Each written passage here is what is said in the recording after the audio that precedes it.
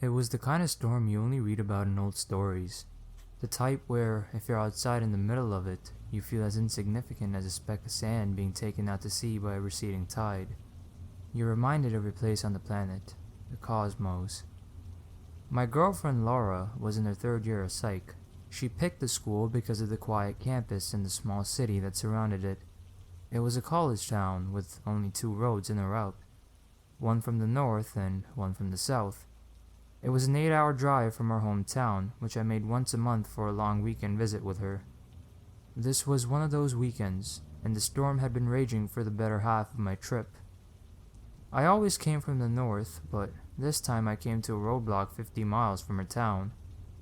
The road beyond was washed out from the rising rain. The officers themselves even mentioned they were abandoning it after turning me back. It wasn't safe for anyone and was growing treacherous. This left me with the options of a 7.5-hour drive back home, or a 4-hour reroute to find the southern entrance. Either way, I'd be getting hammered down on by the storm of the millennium. I went for the southern passage. I knew the road was a few miles back that would take me to the interstate, but trees had come down and the rain had somehow gotten worse. I could barely see 10 feet beyond my windshield and even less out my window, which I kept poking out of. Then I saw it. The entrance didn't look like the road I turned off of. It had tall, densely packed trees hugging in on both sides, and the interstate sign was missing. I figured the storm had taken it out and fallen trees had shifted its entire look. There weren't any other roads that I could remember, and the service on my phone was spotty, so it wasn't picking up my location on the GPS. This had to be it. I turned down the road, which led on a straight path forward. As I drove, it got darker. My headlights weren't penetrating as far as they should, which was especially strange since the rain was getting lighter. Overhead, thick canopied trees blocked out most of the storm. The thunder that shook my car and the lightning that strobed against my eyes were gone. The further down the road I went, the more it started to resemble a driveway. I drove for another 10 minutes, creeping along, when the rain stopped altogether. I figured it must be because of the trees blocking the storm out. I finally came to the end of the road and the entrance to something else. An old sign was to my right, welcoming me to the township of Harvest Moon. The population was scratched off, as was the town's motto. I lowered my window and looked up. The canopy trees of the path were behind me, and darkness appeared to only be at ground level. The night sky was clear, stars dimly sparkled above, and the storm was gone.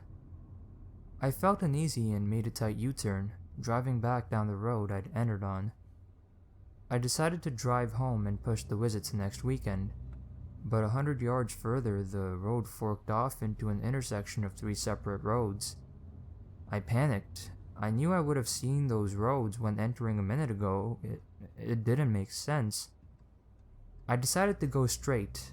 I knew I hadn't turned at any point, so I must have just missed the roads to the left and right. Another 100 yards, I came to a second intersection. This one had 5 offshoots leading down different paths. Each one looked the exact same, with identical trees and homogeneous placements.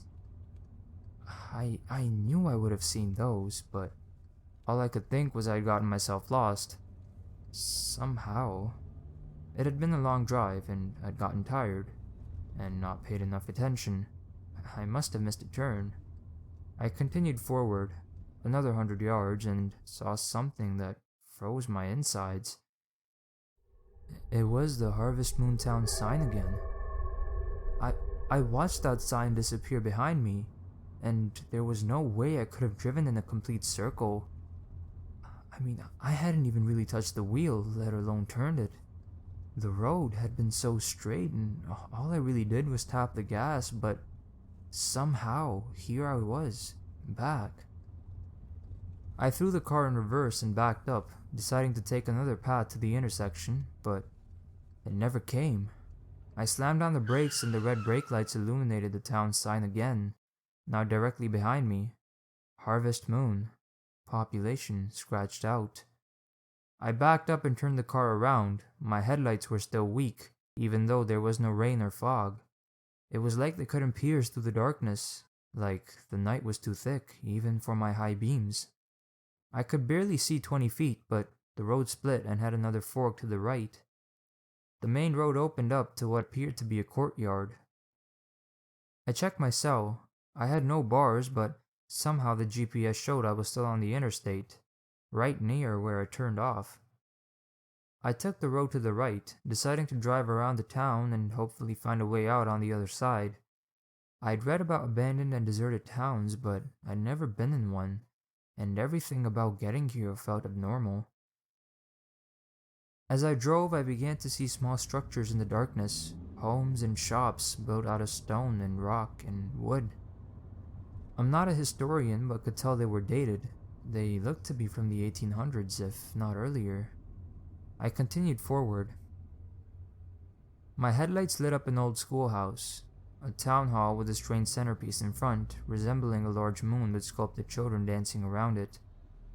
I moved on, passing an empty farm. Something ahead shimmered against my headlights, 4 sets of taillights. They belonged to a pickup truck, a minivan, a station wagon, and a large RV. They all looked reasonably new and out of place in this old town. I pulled up beside the truck. It was empty. I got out to check the other cars and realized I was walking along the edge of a cliff. The vehicles had parked at a lookout. The sounds of waves crashing against rocks far below me rushed up. I walked around the minivan and the station wagon, looking in the windows, but they were empty too, and I couldn't see any movement in the RV. I noticed the license plate for that one was from Arizona and was personalized with RTI-RD. The other vehicles had license plates from Atlanta and 2 from Pennsylvania. A soft orange glow began to illuminate the front of the RV. I turned to see a gradient developing on the horizon, cutting through the dark. The black night was disappearing and I could see a vast, never-ending body of water. Now, I knew there were some lakes in the area, but this felt like an ocean. The glow turned from orange to red as its point of origin rose above the waterline. It was the moon. Blood red and full. Unlike any harvest moon I'd ever seen, I turned around to see it was cutting through the gloomy night and was slowly revealing the entire town in a darkening red shine. And as it did, a frightening chant came with it. The light revealed the main road, which looked to lead to a series of old homes. There were dozens of them, extending back to a cornfield. And beyond that, the villagers. There were about 200 of them dressed in white gowns, chanting together. Several of the larger men were holding large poles with sharp curved blades on the ends.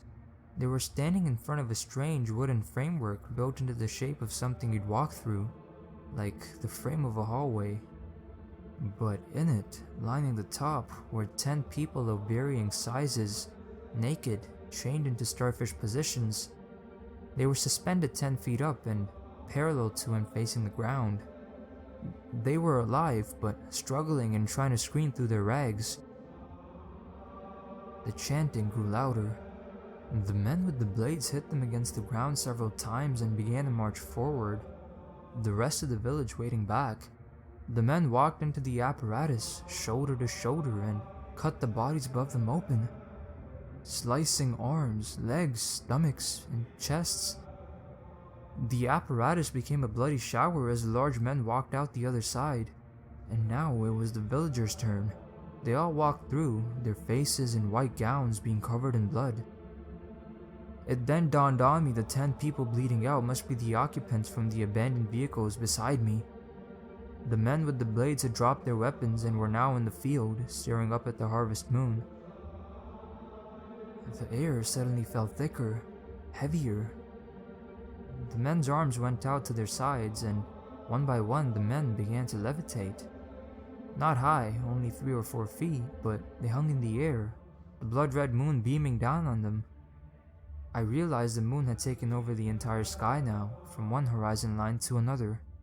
I could see all the heavily cratered lunar regions. A heart-shaking vibration came from it as all the villagers were now lined up with the larger men, arms out at their sides, levitating at the same heights. My ears began to ring. I covered them, but whatever was happening was rattling my brain. Once the ringing began to ease, I felt my heart resuming its normal beat. The brightness of the harvest moon was dimming as it began to pull away. It looked to be already setting. As it did, the villagers lowered to the ground and began to cheer with a beautiful celebration. I wanted to throw up. I wanted to get in my car and drive, even if that meant I was driving through those woods, coming to the same intersections forever. I didn't want to be cut open, or worse, like those travelers had been. A scream tore through the crowd. One of the teenage girls was staring out at the lookout, at the vehicles, at me. Within seconds, the rest of the crowd had locked onto me. The larger men had picked up their long, curved blades now covered in blood and held them menacingly. Behind them, the red glow from the harvest moon was receding, and the townsfolk were being covered in shadow again. I rushed to my car and heard yelling from the crowd erupt as I started up. They were coming for me. I pulled away from the lookout and drove down the side road I'd taken. The town was almost completely dark again, the harvest moon now lowering to the horizon. I heard the screaming and yelling tearing through the town, and I saw them spill out across my path. The villagers cut me off ahead, filling the road, dozens of them gathering to block it off. I wasn't gonna stop. I punched forward and slammed into them, my window shattered as hands reached in to grab me. The villagers swarmed my car. I felt my front left tire blow out, then my front right. I realized the men were hacking at the tires. My back right one blew out. I couldn't go further, there were too many of them in front of me. I threw it in reverse and shot backwards, sending most of the crowd flying off. I did a quick U-turn, knocking off the other two villagers hanging on. All I could think was to get to the lookout. One of those vehicles might still have keys inside, but the speed I was going wouldn't give me much time to look. I'd have to guess and hope for the best. Then a curved blade slammed through the open window, narrowly missing my chin. One of the villagers was on the roof. I swerved, trying to knock him off, but my one tire was barely hanging on.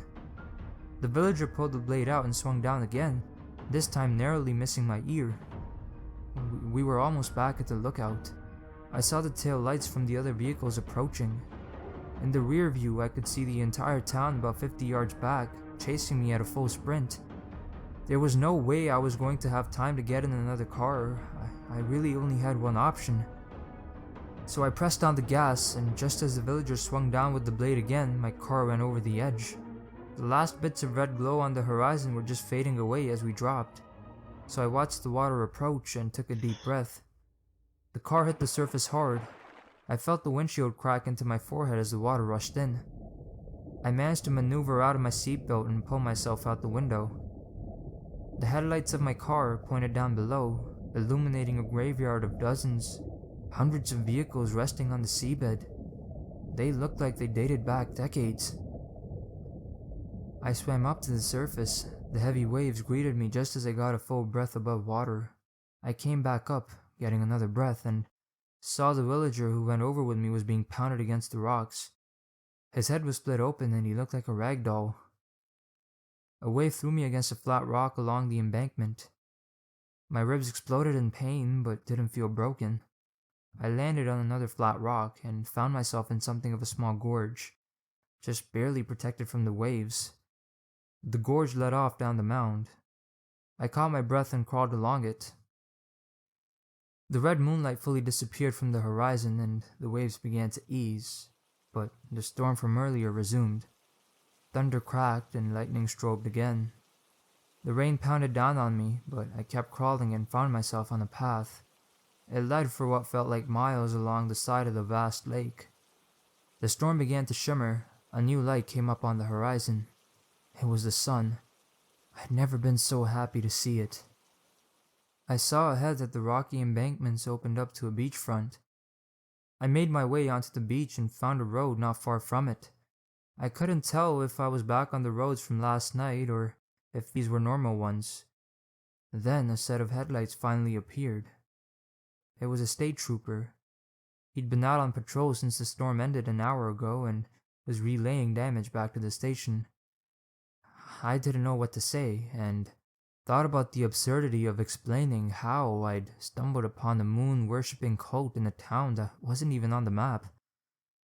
So I told him I got separated from my car and got lost in the storm. He brought me back to the station where I made a report about my lost car, though I knew it wouldn't be found. The sheriff brought me to a bus station and I made my way home. I finally got to call my girlfriend, but again, didn't know what to tell her, so I didn't bother, and I still haven't. I looked up the township of Harvest Moon, but nothing came up. Not one listing of a town in the state or the country by that name. A week after I arrived home, I reached out to my uncle who's a cop. I remembered the RV's license plate. It was from Arizona, and it said RTIRD, which I'd assumed meant retired. But who knew? My uncle looked it up and called me back, asking why I wanted to know. I made up a lie about being cut off by them on the interstate once. My uncle said it sounded like they got their comeuppance. They'd been missing for a week.